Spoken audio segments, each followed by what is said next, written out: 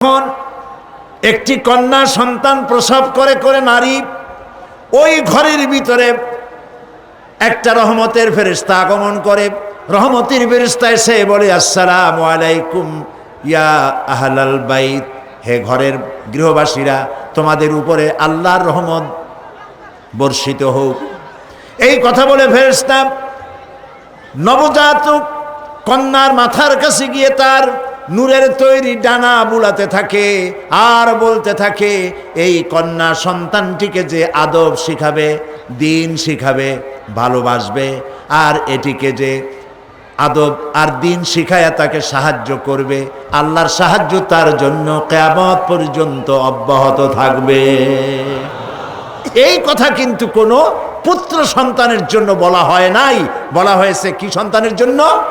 কন্যা সন্তানের জন্য। আমার দেশে বহু লোক আছে বারবার মেয়ে হয়, স্ত্রী